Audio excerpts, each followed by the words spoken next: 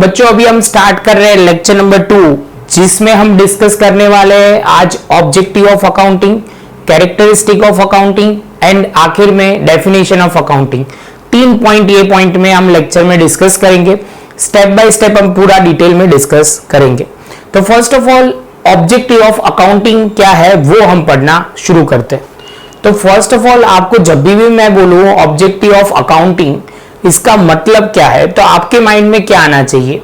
जैसे एक simple way में बोल रहे हो कि समझना बहुत जरूरी है कि मैं ऐसा पूछूं कि आप पढ़ क्यों रहे हो, तो आप बोलोगे सर बेटर फ्यूचर के लिए, नॉलेज के लिए, अच्छी जॉब मिले उसके लिए। तो आपका ये ऑब्जेक्ट है, इसके पीछे पढ़ने के पीछे आपका ऑब्जेक्ट क्या है, तो ये ऑब्जेक्ट है। ये बहुत सारे के लोग के अलग अलग ऑब्जेक्ट हो सकते हैं। सेम वे आप बोलोगे सर अकाउंटिंग करना के मेन रीजन क्या है, अकाउंट क्यों प्रॉपर मेंटेन करना चाहिए, इसका ऑब्जेक्ट क्या है वो हमें समझना है। तो फर्स्ट ऑफ ऑल सबसे पहले स्टार्ट करते हैं। पहला जो पॉइंट है जो लिखा हुआ है आपके स्क्रीन पे भी आएगा, परमानेंट रिकॉर्ड। परमानेंट रिकॉर्ड मतलब क्या, तो आप जो रिकॉर्ड करोगे वो परमानेंटली आपके बिजनेस के अंदर, नोटबुक के अंदर, लैपटॉप के अंदर वो परमानेंट रिकॉर्ड हो जाएगा। आप बोलोगे सर अभी बहुत सारी जगह पे आपने देखा होगा तो टैली नाम का सॉफ्टवेयर होता है, बहुत सारे सॉफ्टवेयर, लेकिन टैली बहुत फेमस हुआ है इसलिए। तो वो सॉफ्टवेयर में आप पूरे एंट्री कर सकते हो। एंट्री करने के बाद अभी सपोज आप समझ लो अभी आप 2020 में हो, लेकिन आपको 2050 का भी डेटा देखना है, 2015 का ईयर का भी डेटा ढूंढना है। मतलब आप बोलोगे सर मुझे ये जानना है कि जून के मंथ में 2015 में हमने कितना सेल किया था या 2019 में कितना सेल किया था। तो ये हमारे पास क्या हो जाएगा, परमानेंट रिकॉर्ड हो जाएगा, जो बहुत इंपॉर्टेंट है। तो पढ़ना शुरू करते हैं क्या एग्जैक्टली डेटा दिया हुआ है। तो पढ़ना शुरू करते हैं। In accounting transaction and event are recorded in written form. This record are kept either in the form of books और recorded in the computer on permanent basis. ये बुक्स में लिखा जाएगा या लैपटॉप, मतलब आप in the form of computer में लिखा जाएगा और वो परमानेंट बेसिस पे होता है। उसका मेन ऑब्जेक्ट होता है कि परमानेंट बेसिस पे आपको वो रिकॉर्ड मिल जाएगा। सेम वे आगे पढ़ते हैं। दूसरा point, to know the effect of each transaction. ये बहुत इंपॉर्टेंट है कि आप जो भी ट्रांजेक्शन करना है, समझ लो कि आप बुक सेल कर रहे हो, ये टेक्स्ट बुक सेल कर रहे हो, तो कई बार आप पुराने कस्टमर को कम प्राइस में सेल कर रहे हो।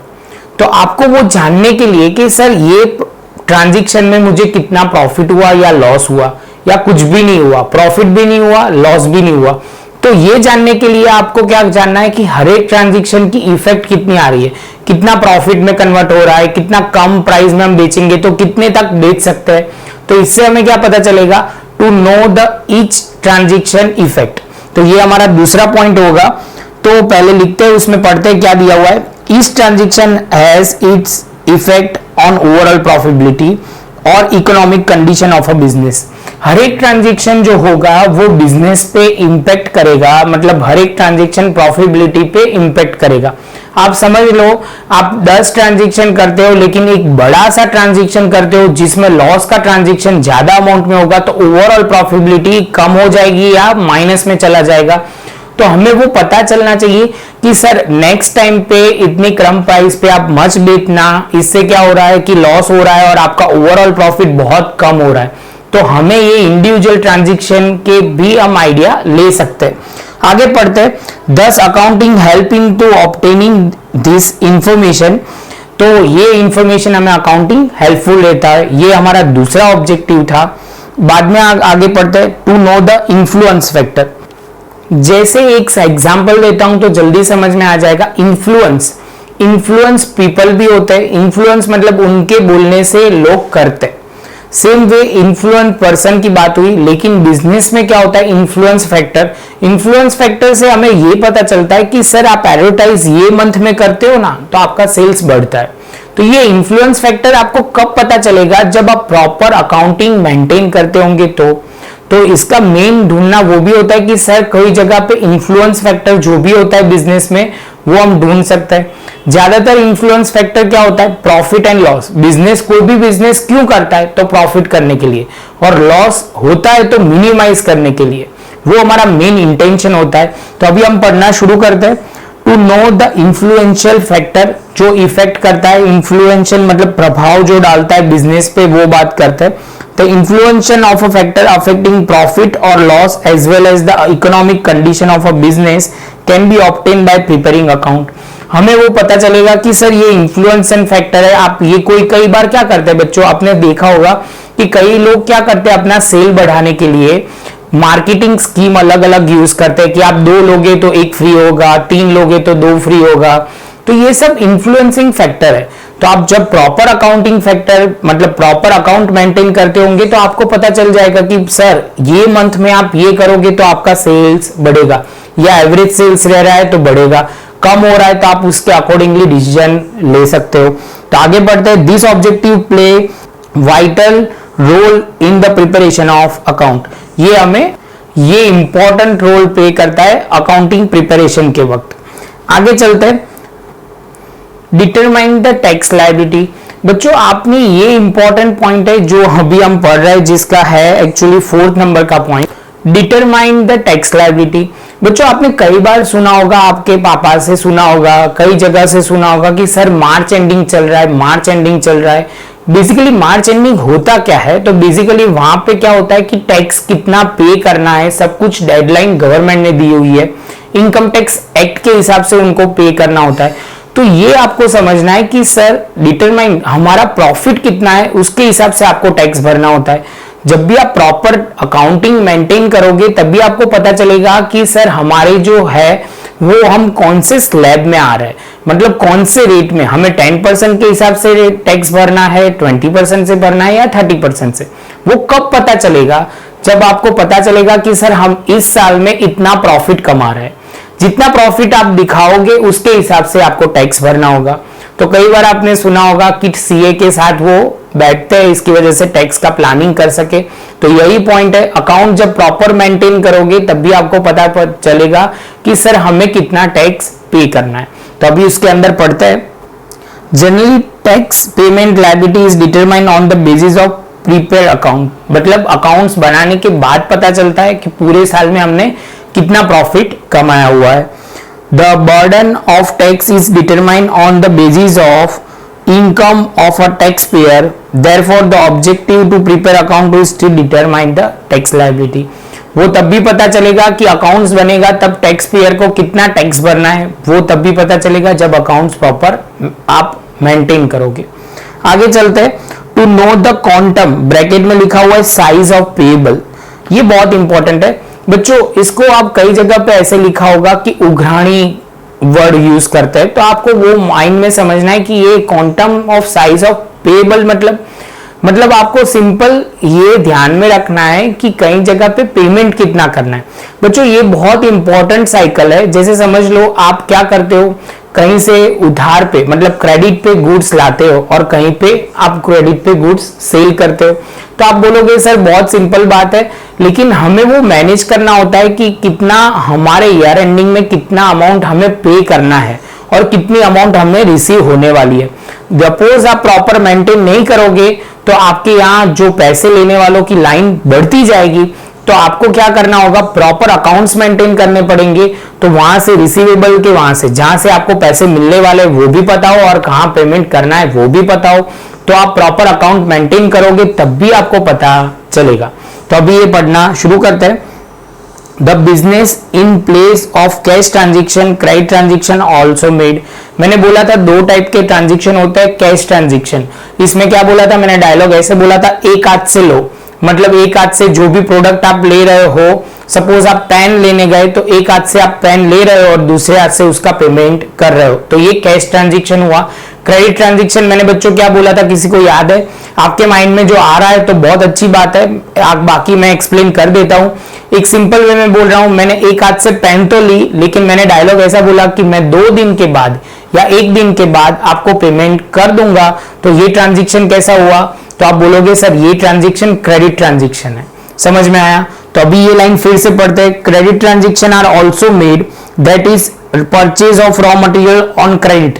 हमने जो गुड्स परचेज किए, ये गुड्स में क्या है, रॉ मटेरियल की बात हो रही है। However this payment is to be made in future, ये पेमेंट कब मिलने वाला, पेमेंट कब करने वाले हो, आप करोगे पेमेंट जो परचेज किया हुआ है फ्यूचर में पेमेंट करोगे।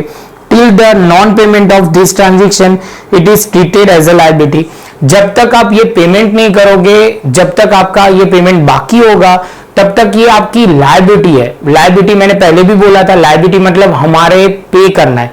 मैंने एग्जांपल इसमें लोन का दिया था, तो लोन पॉइंट आपको कंसीडर करना है। फिर से एक बार समझाता हूं, सपोज हम किसी से लोन लेते हैं तो वो हमारी लायबिलिटी होगी, क्योंकि जब तक हम पेमेंट नहीं करते तब तक वो हमारी लायबिलिटी है।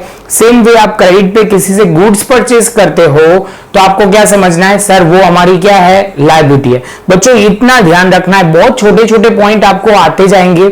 मैं धीरे धीरे असेट, लायबिलिटी सबका मीनिंग धीरे धीरे लेता जाऊंगा।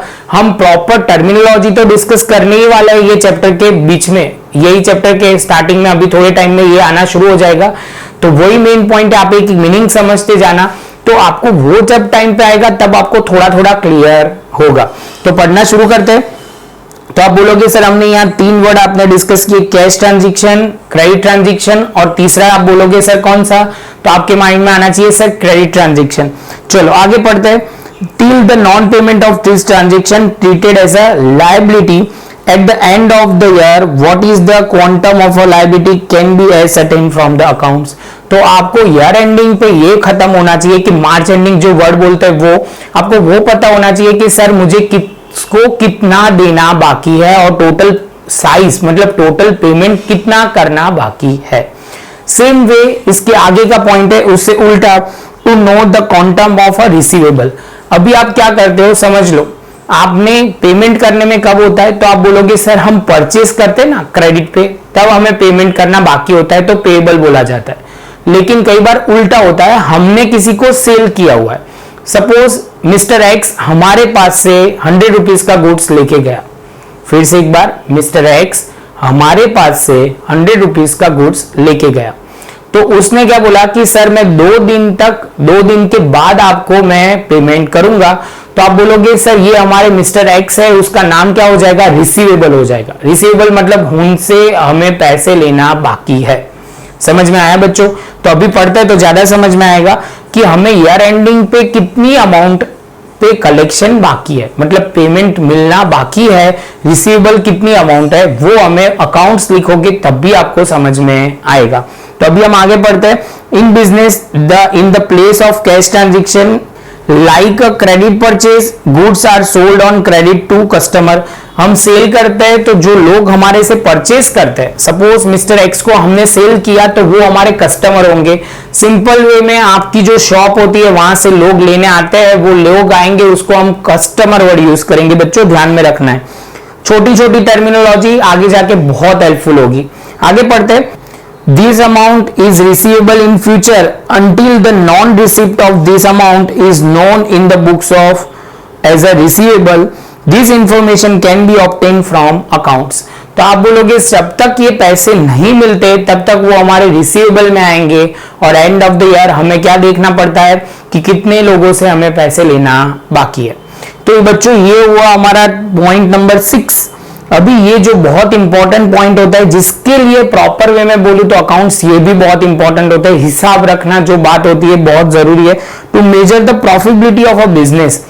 समझ लो आपके 5 बिजनेस है, आप बोलोगे सर ये मेरा बिजनेस का टर्नओवर बहुत अच्छा है, टर्नओवर मतलब सेल्स बहुत अच्छा है, लेकिन आपको वो देखोगे तो 5 बिजनेस को कंपेयर करोगे तो आपको कई बार ऐसे डेटा पता चलता है कि सर 5 बिजनेस में जिसका सेल्स ज्यादा है लेकिन उसका प्रॉफिट बहुत कम है। तो आपको ये कब पता चलेगा कि सर मेरे 5 बिजनेस चल रहे हैं उसमें से कौन सा प्रॉफिटेबल है, कौन ज्यादा प्रॉफिट है। कोई सेल कम करता है मतलब वो बेचता है कम लेकिन उसमें प्रॉफिट ज्यादा होता है।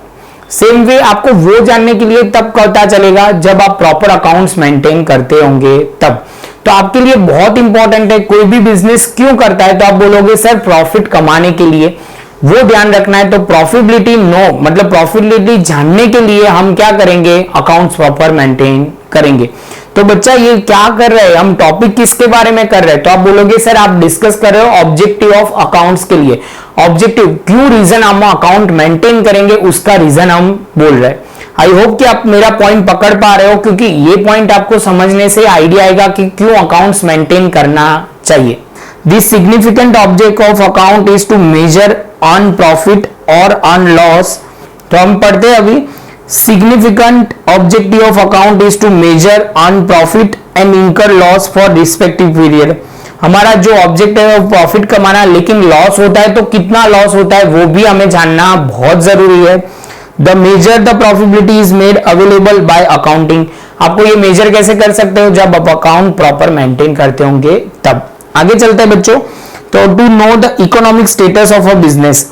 बच्चों ये एक इंपॉर्टेंट बात है, कई बच्चों को ये इकोनॉमिक स्टेटस समझ में थोड़ा कम आता है। मैं पहले अपने आप लेता हूं, एक सिंपल आप समझोगे कि कई लोग, हम ऐसे नॉर्मल लोग की बात करते हैं कि नॉर्मल लोग क्या इकोनॉमिक स्टेटस कैसे पता चलता है। तो आप बोलोगे सर एक बहुत सिंपल बात है, उसके पास कितनी गाड़ी है, कहां पे रह रहा है, कितना फ्लैट है, कितने बंगलो है, उससे हमें आइडिया आ जाता है कि उसका इकोनॉमिक स्टेटस कितना है। सेम वे आप बोलोगे सर इससे simply business point of view से अकाउंट्स किसके लिखे जाते हैं, बिजनेस के। तो आप बोलोगे सर बिजनेस के जो अकाउंट्स लिखे जाते हैं तो उसमें क्या होता है, तो आप देखोगे सर उसके वो टाइम पे कितनी एसेट है, उसके पास कितनी एसेट है, कितनी लायबिलिटी है। लायबिलिटी मतलब आपके माइंड में क्या आना चाहिए कि सर कितना पेमेंट करना बाकी है। एसेट मतलब उसकी जो प्रॉपर्टी होती है, उसके समझ लो मशीनरी होते हैं, ये सब बिजनेस की एसेट होती है। जिसके वहां वो प्रॉपर्टी, जिसमें बिजनेस वहां होते हैं तो उसको क्या बोलते हैं, वो हमारी एसेट होती है। तो हमें वो जानना बहुत जरूरी है कि बिजनेस का इकोनॉमिक स्टेटस क्या है, वो कितना बिजनेस कमा रहा है, उससे हमें आइडिया आ जाएगा कि बिजनेस कौन से लेवल पे काम कर रहा है। आप बोलोगे सर ये कैसे पता चलेगा, तो simply by preparing the accounts. तो आपको बहुत जरूरी है अकाउंट्स बनाने के लिए, समझने के लिए कि कितना आप कमा रहे हो, क्या स्टेटस है, आप कौन से स्टेटस, इकोनॉमिक स्टेटस में आते हो। तो आप बोलोगे सर सिंपली हम अकाउंट बनाएंगे तो हमें पता चल जाएगा कि हमारा इकोनॉमिक स्टेटस क्या है। आई होप बच्चों ये पॉइंट भी आपको थोड़ा थोड़ा समझ में आया होगा, अब पढ़ूंगा तो पूरा क्लियर हो जाएगा। तो अभी पढ़ते हैं at the end of the year. ये सारी चीजें इकोनॉमिक स्टेटस, प्रॉफिट सब एंड ऑफ द ईयर ही होता है, तो वो आपको ध्यान में रखना है। पूरे साल के जो ट्रांजैक्शन हुए हैं उसका क्या रिजल्ट आया है वो एंड ऑफ द ईयर ही हमें पता चलेगा। At the end of the year what is the size of liability, asset, receivable of a business can be scene from the accounts under the accounting system. 3 word पे focus करना है बच्चों। कौन सी word पे, liability, asset, receivable of a business. Asset को तो आपने समझ लिया, लायबिलिटी को समझ लिया, रिसीवेबल मतलब अभी आप बोलोगे सर आपने अभी समझाया था, to know the quantum of a receivable मतलब कितने लोगों से पेमेंट लेना है, कस्टमर से हमें पेमेंट लेना है, उसको हम रिसीवेबल बोलेंगे। आगे चलते हैं, when the asset and receivable are more than liability.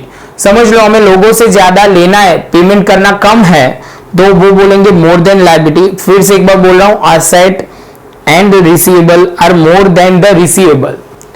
When the asset and receivable are more than liability, liability से ज्यादा उनके asset and receivable है, it can say that good economic condition।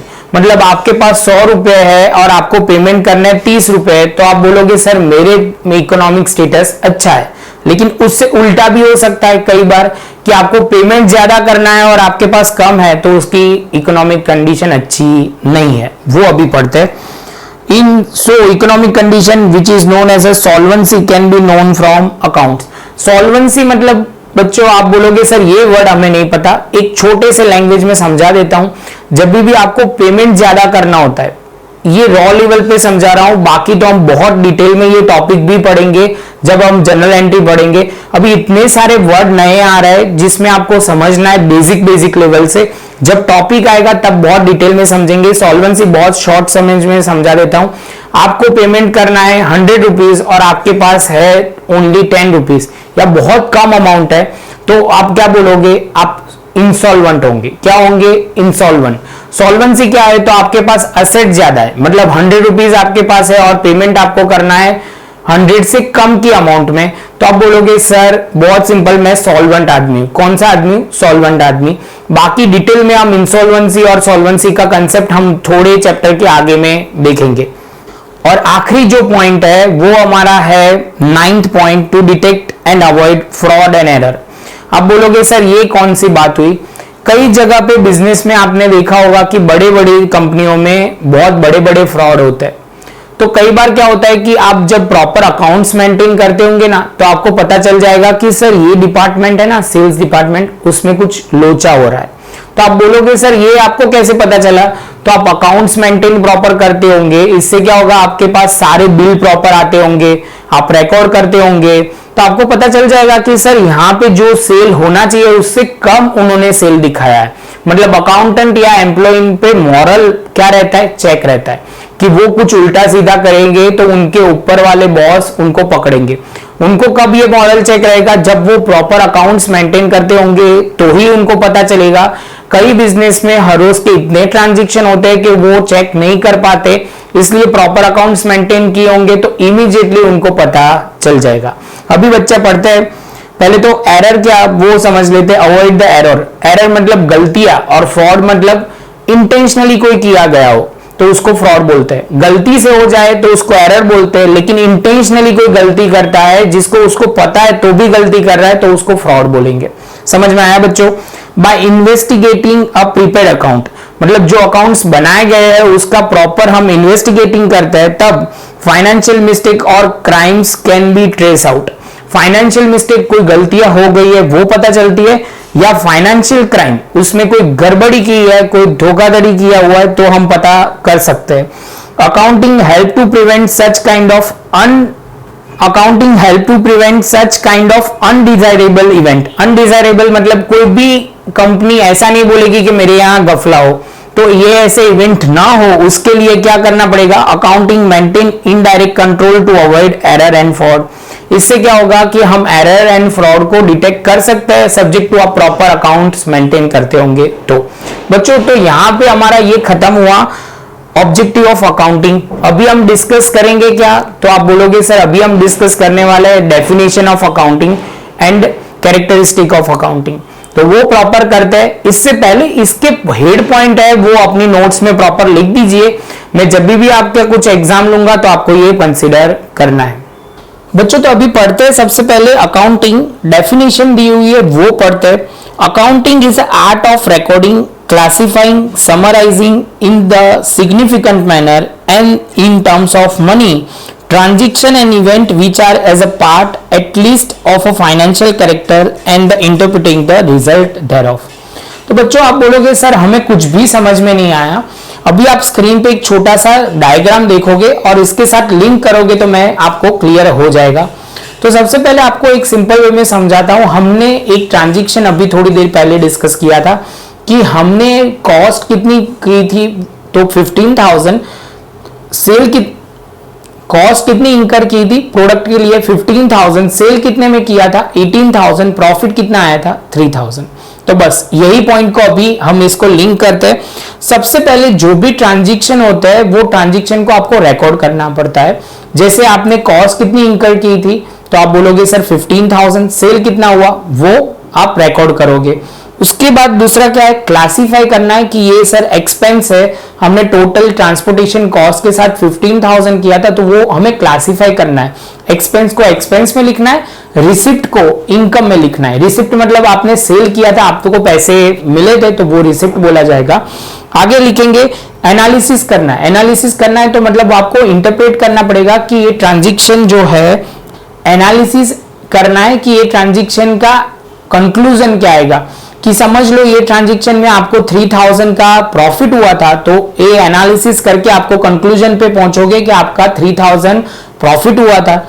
Same way आप बोलोगे sir interpretation, जो उसका meaning वो ही होगा, कंक्लूजन पे प्रॉफिट आया तो इंटरप्रिटेशन वो निकलेगा कि ये ट्रांजैक्शन में आपको 3,000 का प्रॉफिट हुआ है। बच्चों कहने का मतलब वो है हर एक ट्रांजैक्शन में प्रॉफिट हुआ, लॉस हुआ, एक ही ट्रांजैक्शन है। बिजनेस में बहुत सारे ट्रांजैक्शन होते हैं तो अकॉर्डिंगली आपको क्या समझना है, उसका ट्रांजैक्शन निकाल के ट्रांजैक्शन इंटरप्रिटेशन करना है। इंटरप्रिटेशन के बाद रिपोर्ट बनाना है जिससे आपको पता चले कि सर ये ईयर में हम कितना प्रॉफिट किया, कितना लॉस किया।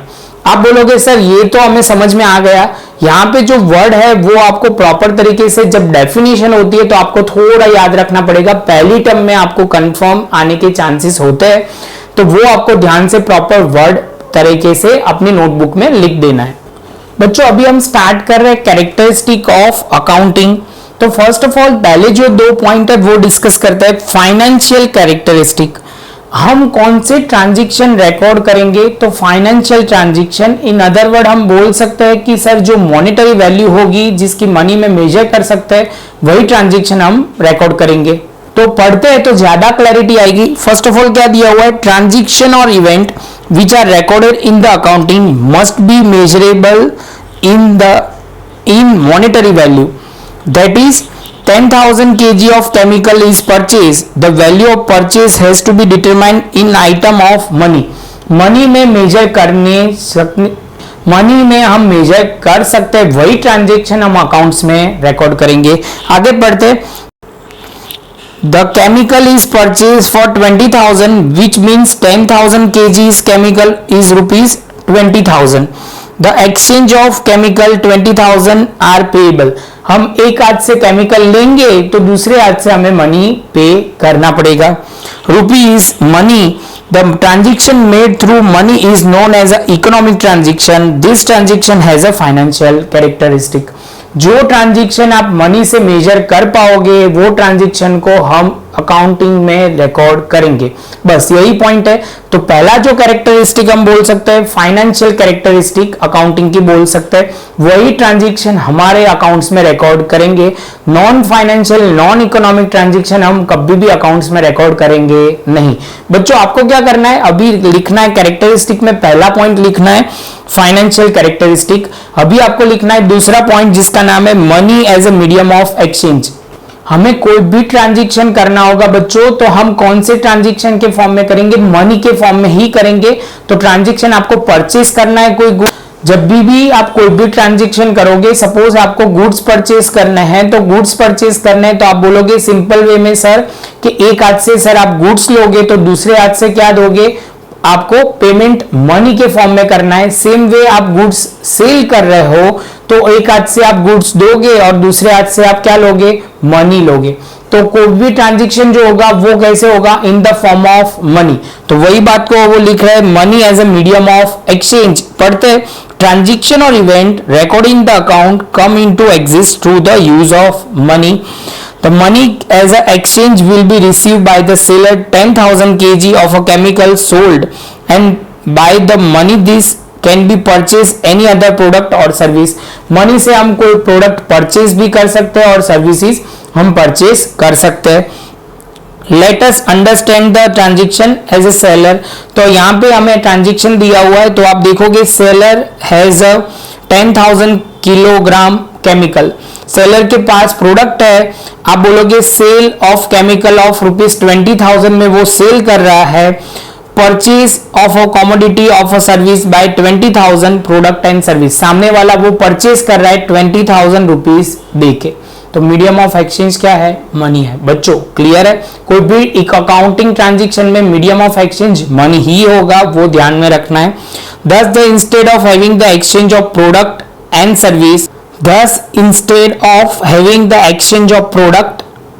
service against product, now the product is exchanged against money and subsequently money is converted into product and service। In this manner, money become the medium of exchange of any transaction or event। कोई भी transaction में event जो भी होगा उसमें medium of exchange आपको कुछ लेना है या देना है तो क्या होगा? वो मनी के फॉर्म में ही होगा। आगे चलते हैं, classification analysis of a transaction. आपको वो क्या करना है? क्लासिफाई करना है। इसमें 3-4 वर्ड आपको समझने हैं, 2-3 वर्ड हम डिटेल में आगे पढ़ेंगे। एक सिंपली वे में मैं बोलूंगा इनकम, तो आप समझ जाओगे सर सेल करके जो भी कमाते हो इसको इनकम बोलते हैं। एक्सपेंडिचर आप बोलोगे सर वो प्रोडक्ट के लिए जो भी आप खर्चा करते हो उसको एक्सपेंडिचर बोलते हैं।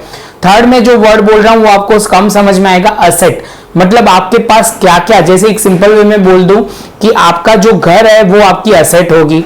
अभी आपको किसी को पे करना है तो आपकी लायबिलिटी होगी, एज ए उसको बोला जाएगा लायबिलिटी। आपको किसी को पे करना है, मैंने किसी से लोन ली हुई है तो वो मेरी लायबिलिटी होगी। ये टॉपिक मैं डिटेल में आपको आगे टर्मिनोलॉजी में हम डिस्कस करेंगे। अभी हम पढ़ना शुरू करते हैं। In the accounting, different type of transaction are recorded. These transaction are made in cash form or non-cash form. This transaction are called credit transaction. ये एक बार समझ लेते हैं कि कई बार क्या होता है कि हम गुड्स लेके तो आ तो जाते हैं लेकिन पेमेंट थोड़े दिन के बाद होता है, तो उसको कौन से फॉर्म में बोलेंगे? Credit transaction. एक सिंपल वे में एक हाथ से मैं प्रोडक्ट ले रहा हूं और दूसरे हाथ से पेमेंट कर रहा हूं तो कैश ट्रांजेक्शन बोला जाएगा। लेकिन आपने प्रोडक्ट परचेज कर लिया है लेकिन पेमेंट थोड़े टाइम के बाद होगा, उसको आप क्या बोलोगे? Credit transaction. बच्चों क्या बोलोगे? क्रेडिट ट्रांजेक्शन, जिसमें आप एक्सचेंज पहले कर लेते हो प्रोडक्ट का लेकिन पेमेंट जो होता है वो थोड़े टाइम के बाद होता है या प्री डिटरमाइंड टाइम के बाद होता है, 10 दिन 15 दिन जो भी बात डिस्कशन होती है दोनों के बीच में, तो वो जो टाइम होगा उसके बाद पेमेंट होगा तो वो आप बोलोगे सर क्रेडिट ट्रांजेक्शन होता है। तो आगे चलते हैं। This transaction are perform for any income, expense, asset, liability based activity. These transactions are classified and analyzed on the basis of their nature, which is derived from the debit credit rules of accounting. आप बोलोगे sir ये debit credit rules क्या है? तो वो आगे आपको आएगा डिटेल में। बहुत कुछ ऐसे पॉइंट है कि वो आगे आएंगे तब भी आपको क्लैरिटी आएगी। आपको तो वो समझना है कि मुझे इनकम, एक्सपेंस में, एसेट और लायबिलिटी में डिस्ट्रीब्यूट करना है। डिस्ट्रीब्यूट करना है मतलब आप बोलोगे क्लासिफाई करना है और उसका एनालिसिस करना है। आगे चलते। Due to characteristic of classification and analysis of a transaction are prescribe time can be seen together at one place. हमें वो जानना है, सपोज कई दिन हमें नॉर्मल तरीके से वो जानना है कि इस दिन पे बिजनेस के पास कितनी इनकम है, कितने एक्सपेंडिचर है, कितनी उनकी एसेट है और कितनी लायबिलिटी है। तो इसको हम क्या बोलेंगे? तो वही उन्होंने बोला हुआ है। तो ये क्वेश्चन के आंसर आपको कैसे मिलेंगे? जब भी आपने प्रॉपर इनकम एक्सपेंडिचर मेंटेन किया होगा, इनकम, एक्सपेंडिचर, एसेट, लायबिलिटी सारे प्रॉपर तरीके से क्लासिफाई किए होंगे तब भी आपको ये इसके आंसर मिलेंगे। तो वही लिखा हुआ है वो पढ़ते हैं। What are the opening balance of a asset, how much asset are purchased, how many asset are sold, what is the closing balance of asset. Answer of all these question are obtained because of the classification and analysis. तो ये आपको समझ में आ गया होगा बच्चों। अभी थोड़ा आगे चलते हैं। अभी दिया हुआ है पॉइंट है इंटरप्रिटेशन ऑफ ट्रांजेक्शन। ट्रांजेक्शन को इंटरप्रिटेशन करना है तो उसमें सिंपल आपको जो भी ट्रांजेक्शन में कितना प्रॉफिट हो रहा है, कितना लॉस हो रहा है, उसको इंटरप्रिटेशन करना है, जिससे आपको पता चलेगा कि ये ट्रांजेक्शन फिर से यही रेट से करना है या नहीं करना है, या कम प्राइस में बेचना है या ज्यादा प्राइस में बेचना है। वो आप इंटरप्रिटेशन करोगे तब भी आपको पता चलेगा कि ये ट्रांजेक्शन क्या करना है, यही मेंटेन करना है। जो भी होगा आप इंटरप्रिटेशन करोगे तब भी आपको समझ में आएगा। अभी थोड़ा पढ़ते हैं, इनमें बहुत कुछ बोला हुआ है, हम पढ़ लेते हैं, कुछ ज्यादा डिफिकल्ट नहीं है। In accounting only accounts are not prepared, but after the accounts are prepared as per the prescribed norm they are also interpreted on the basis of disclose detail and figure. मतलब accounts लिखा जाएगा, उसके बाद क्या होगा, उसका interpretation भी होगा। जैसे उन्होंने क्या एग्जाम्पल दिया हुआ है वो पढ़ते हैं। When the blood pressure of a person is measure, if come 120 to 80, it is indicate that person is healthy from the viewpoint of blood pressure. वो बोला गया है कि पर्सन का जो ब्लड प्रेशर होगा 120 से, आपने कई बार वो देखा होगा यहाँ पे लगाते हैं और वो डॉक्टर जो करते हैं वो ब्लड प्रेशर उनको बीपी बोलते हैं। बीपी 120 से 80 के बीच में आता है तो वो नॉर्मल बोला जाता है। ये इनके नॉर्म्स है। सेम वे आगे पढ़ते हैं। 120/80 is a measure of a blood pressure and the commonly healthy is a interpretation in accounting. अभी अकाउंटिंग की बात कर रहे हैं। In accounting interpretation can be done from the accounts prepared. Total income is 20,000 and total expense is 12,000. The difference 8,000 is excess of income over expenditure. This indicate that person has a benefit from the transaction. The difference of income and expense is in the form of benefit, which is interpretation this figure. मतलब आपने जब भी expense income proper तरीके से record किया होगा, उसके बाद आप कंपेयर करोगे तो आप इंटरप्रेट कर पाओगे क्या कि आपको कितना प्रॉफिट हुआ। आप बोलोगे सर एक ही बात को घुमा फिरा के लिखा हुआ है, तो प्रॉपर बात है, ये कुछ ज्यादा इंपॉर्टेंस नहीं है, लेकिन आपको समझने हैं बेसिक कंसेप्ट की कैरेक्टरिस्टिक ऑफ अकाउंटिंग क्या है वो। तो अभी आगे चलते हैं। The difference of income and expenditure is in the form of benefit, which is interpretation of this figure. In this manner, transaction recorded in the accounts can be interpreted and the result can be understood. कि इसका result क्या हुआ। बच्चों अभी तो हम एक ही transaction की बात करते हैं, बिजनेस में बहुत सारे ट्रांजैक्शन होते हैं और उसको कैसे रिकॉर्ड करना है, वो इंटरप्रेट करना है, वो हमें समझना है। आगे चलते हैं, क्वांटिटेटिव डेटा। अकाउंटिंग जो भी होगा वो क्वांटिटी में होगा, क्वांटिटी में मतलब न्यूमेरिकल में होगा, वो बात कर रहे हैं। तो information recorded in accounts in the monetary form, so it is information known as a quantitative information। Qualitative और क्वांटिटेटिव ये स्टेट में आएगा तभी और डिटेल क्लियर होगा। अभी आपको समझना है कि न्यूमेरिक फॉर्म में होगा तो कौन सा होगा, क्वांटिटेटिव इंफॉर्मेशन आपको बोला जाएगा। इसकी एक कैरेक्टरिस्टिक होती है कि अकाउंट्स की, कि वो क्वांटिटेटिव इंफॉर्मेशन होती है। इकोनॉमिक डिसीजन, इकोनॉमिक डिसीजन जो हमारा 6th पॉइंट है, जो क्या बोल रहा है, आपको कोई भी डिसीजन लेना है इंपॉर्टेंट। जैसे समझ लो आप सोच रहे हो कि सर हमें बिजनेस एक्सपांड करना है कि नहीं करना है। आप बोलोगे सर वो हमें कैसे पता चलेगा, तो सिंपली आपने अकाउंट्स जो मेंटेन कर रहे होंगे, आप बोलोगे सर बिजनेस अच्छा प्रॉफिट कर रहा है तो हम एक्सपेंशन कर सकते हैं, लेकिन बिजनेस का जो प्रॉफिट नहीं है, लॉस में जा रहा है, तो आप बोलोगे नहीं सर, इकोनॉमिक डिसीजन के हिसाब से ये बिजनेस को आगे एक्सपेंशन नहीं करना चाहिए। जब ये आप प्रॉपर अकाउंटिंग मेंटेन करते होंगे तो आप इकोनॉमिक डिसीजन आराम से कोई भी डिसीजन ले सकते हो। सेम वे इसके एग्जांपल मैं बहुत सारे दे सकता हूं, लेकिन शॉर्ट में एक देता हूं दूसरा एग्जांपल। सपोज हम एडवर्टाइज करते हैं हमारे प्रोडक्ट की, तो आप बोलोगे सर एडवर्टाइज करने की वजह से हमारा सेल्स बढ़ रहा है, तो आप बोलोगे सर ये एडवर्टाइज हमें करनी चाहिए। आप बोलोगे सर ये कब पता चलेगा, जब प्रॉपर अकाउंटिंग मेंटेन करेंगे तब। बच्चों समझ में आ रहा है? चलो तो पढ़ते हैं। The different stakeholder take their decision based on the account prepared by the accounting. Creditor make the decision, lend the money to the company. तो ये पहले क्या बोल रहे हैं, पहले तो ये समझो क्रेडिटर क्या होता है, जिससे हमें पे करना है। तो वो सोचेगा, पहले देखेगा कि उनकी फाइनेंशियल पोजीशन कैसी है। फाइनेंशियल पोजीशन अच्छी होगी तो वो हमें ज्यादा पैसे देंगे। वो कहां से डिसीजन लेंगे, तो वो हमारे अकाउंट्स में से हमें डिसीजन लेंगे कि उनकी फाइनेंशियल पोजीशन क्या है।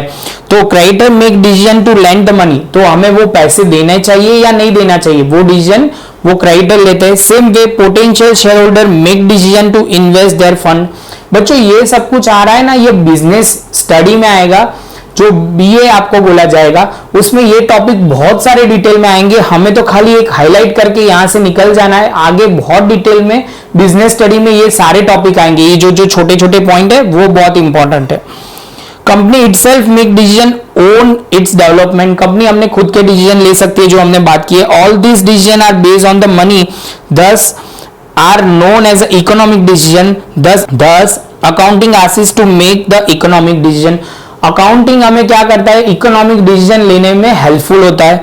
और लास्ट में लेते हैं historical information.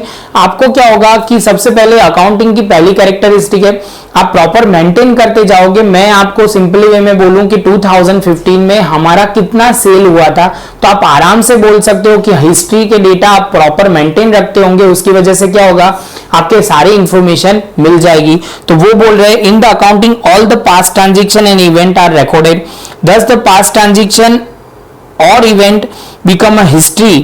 Past always disclose the history. Accounting prepared on the basis of history represent the historical information and rules. Thus the accounting are related to historical information. तो बच्चों आपको ये पॉइंट समझ में आ गया होगा कि पास्ट डेटा के हिसाब से अकाउंटिंग रिकॉर्ड होता है। तो फर्स्ट ऑफ ऑल पहला जो कैरेक्टरिस्टिक था फाइनेंशियल कैरेक्टरिस्टिक, दूसरा है medium, money as a medium of exchange, third है classification and analysis of a transaction, fourth point है interpretation and of a transaction, fifth point है क्वांटिटेटिव डेटा, सिक्स पॉइंट है economic decision. बच्चों I hope कि आपको point समझ में आ गया होगा। ऑब्जेक्टिव हमारे सारे खत्म हुए।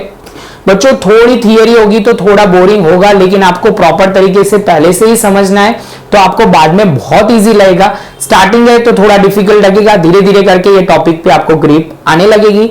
आपको ये वीडियो 2 बार देखना है तो देख सकते हो, तो इससे आपको क्लैरिटी ज्यादा आएगी। आपको ये वीडियो अच्छा लगा हो तो लाइक शेयर सब्सक्राइब जरूर कीजिए। मिलेंगे नई वीडियो में।